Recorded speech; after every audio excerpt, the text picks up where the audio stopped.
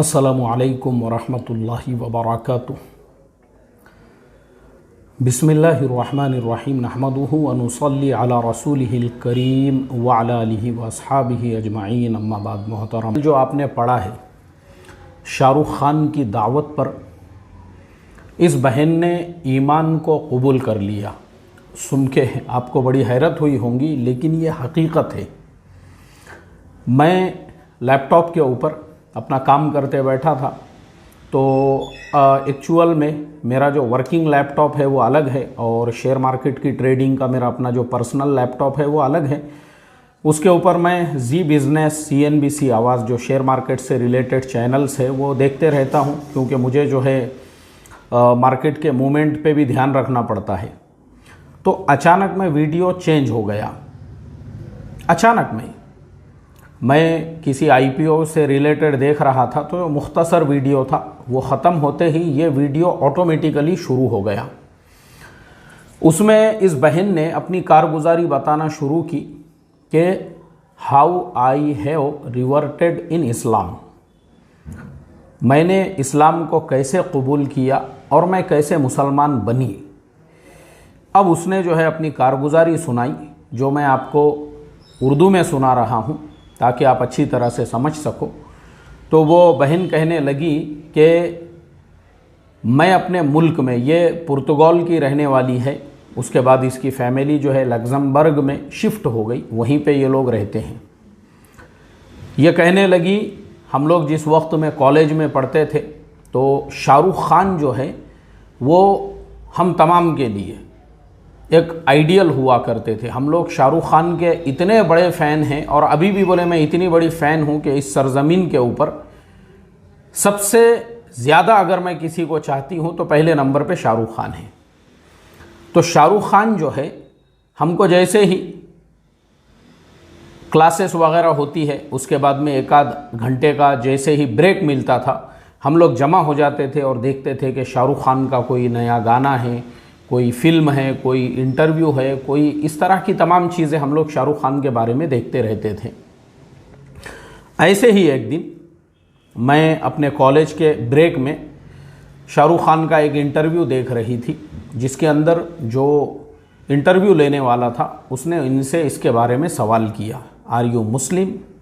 तो शाहरुख ख़ान ने कहा yes I am Muslim and I am following my religion. ये इंटरव्यू मैंने ख़ुद कई मरतबा सुना हूँ, आपको भी YouTube के ऊपर मिल जाएगा, जिसमें शाहरुख ख़ान ने यह बताया हुआ है कि बिल्कुल मैं एक मुसलमान हूँ और मुझे जब भी कभी मौका मिलता है तो मैं नमाज़ भी पढ़ता हूँ, और रमज़ान में मुझे जैसे जैसे मौका मिलता है तो मैं रोज़े भी रखता हूँ। इस तरीक़े से उस इंटरव्यू के अंदर बताया हुआ है।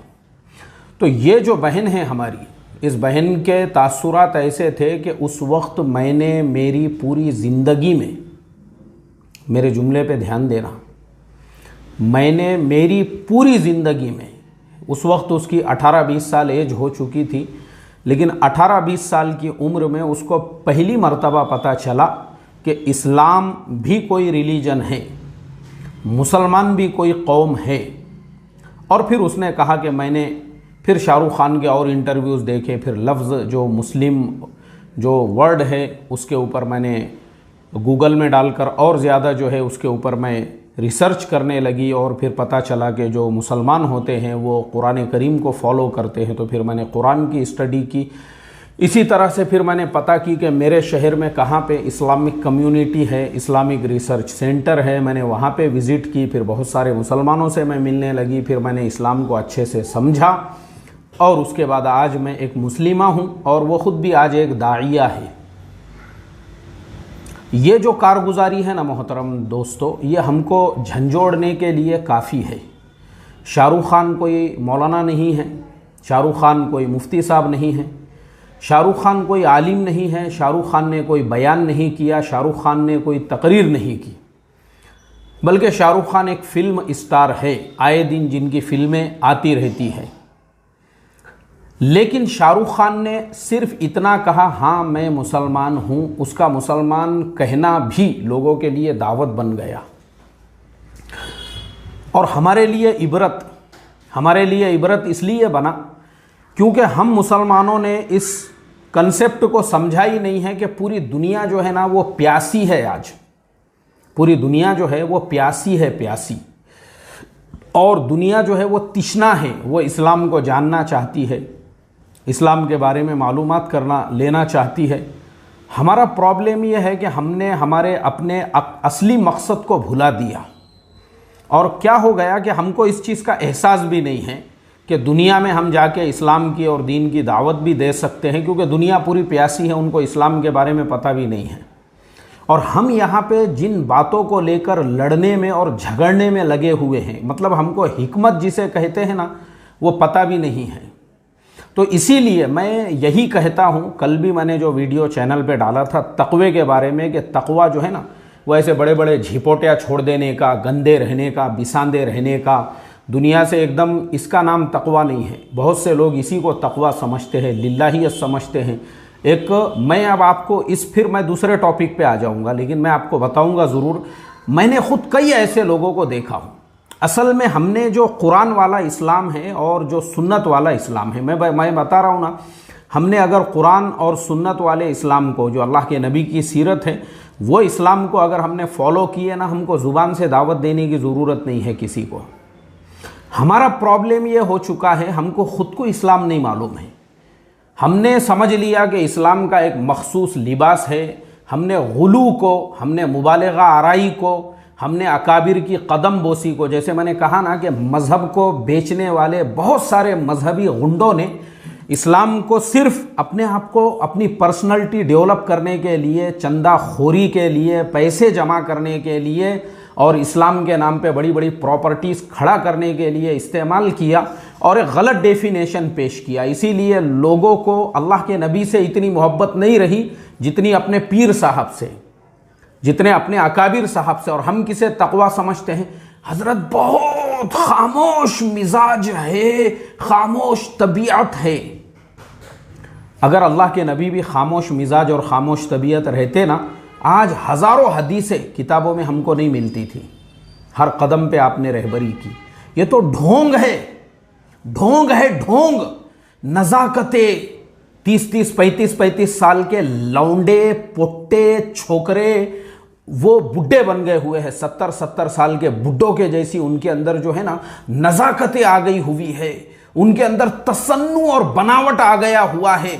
मुझे आप बताओ, अल्लाह के नबी सल्लल्लाहु अलैहि वसल्लम 63 साल की उम्र में जब आपका इंतकाल हुआ, सहाबा कहते हैं आपके उस वक्त में हमने आपके दाढ़ी में शुमार किया तो सिर्फ 17 बाल सफ़ेद थे और एक रिवायत में 12 बाल सफ़ेद थे।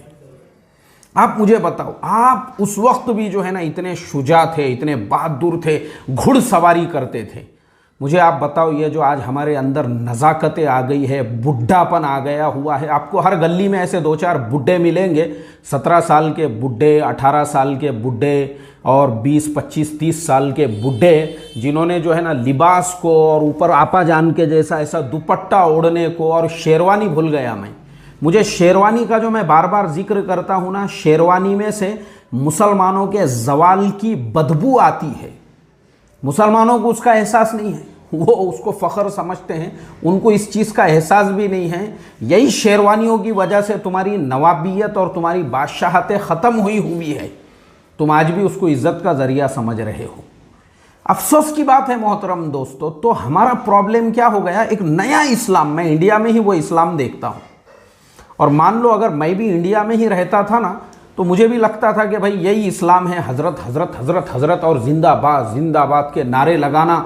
और हमारे हज़रत और हमारे अकाबिर और पीर साहब ने झूठी बातें भी बताई तो बकरे के जैसी, बोकुड़ के जैसी, ऐसी जो है ना बैल के जैसी गर्दन झुका के जी जी जी हज़रत, जी जी जी हज़रत बोल के जो है ना, इस तरीक़े से उनकी गलत बातों को भी जो कुरान और हदीस के नहज से हटी हुई है उसको भी हक और सच साबित करने के लिए मुनाज़रे करना।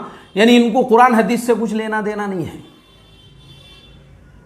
इनको कुरान हदीस से कुछ लेना देना नहीं है। इनका पीर, इनका अकाबिर, जिसको ये अपना बड़ा इन्होंने उसको नबियों से और अल्लाह से और रसूल से भी नऊज़ बिल्लाह ऊपर उठा दिया हुआ है, इसलिए उसकी मन घड़त बातों को भी इन्होंने कुरान और हदीस से ऊपर रख दिया।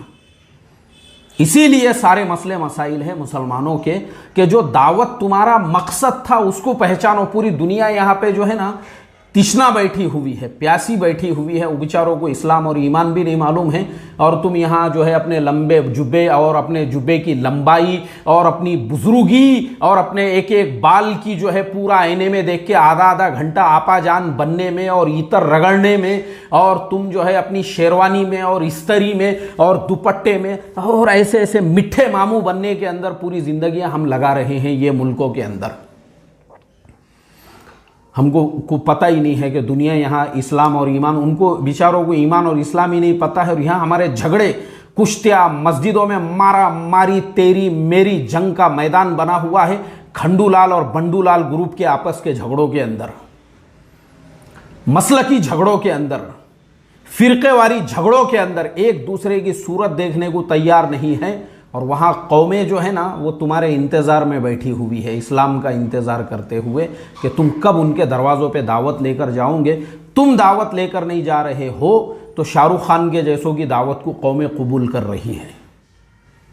मसले हैं मोहतरम दोस्तों। तो मैं आखिरी में जो पूरा मैंने आपको कारगुजारी सुनाया, दरमियान में जो है इंडियन इस्लाम भी बता दिया, अब आखिरी में मैं सिर्फ 2 जुमले आपको ये बोलूँगा, सिर्फ मुसलमान बनो, सिर्फ मुसलमान बनो। हमारे लिए कोई कितना भी बड़े से बड़ा बुजुर्ग, कोई कितना भी बड़ा हो जावे, ना हम उसको सहाबा का दर्जा दे सकते हैं ना अंबिया का दर्जा दे सकते हैं। हमारे लिए पहले नंबर पे अल्लाह और उसके रसूल है, बस उनके मानने वाले तुम बन जाओ और उनकी दावत दुनिया में चलाओ, अपने मसलकों की नहीं, अल्लाह और उसके रसूल की दावत पूरी दुनिया में चलाओ। दुनिया तुम्हारा इंतज़ार कर रही है तुम्हारी दावत का। बस हमने अगर अल्लाह और उसके रसूल का, यही हमारी जिम्मेदारी है, मर जाएंगे दुनिया से चले जाएंगे। आज हमारे मुल्क में मुर्तद हो रहे हैं, खुद मुस्लिम नौजवान और मुसलमानों की बहन बेटियां जो मुर्तद हो रही है ना, इसी गुलू इन्हीं लड़ाई झगड़ों की वजह से दावत का हमको मफहूम भी समझ में नहीं आया। तो सिर्फ मुसलमान बनो और दाई बनो, उसके साथ दुनिया की कौमों तक ईमान और इस्लाम जो अल्लाह के नबी ने तुमको आखिरी जिम्मेदारी दी और कुरान में बार बार तुम्हारे बारे में फरमाया, कुंतुम खैरा उम्मतिन उखरिजत लिन्नास, लिन्नास का लफ्ज़ यहाँ पे इस्तेमाल हुआ, तअमुरूना बिल मारूफी व तनहौना अनिल मुनकर।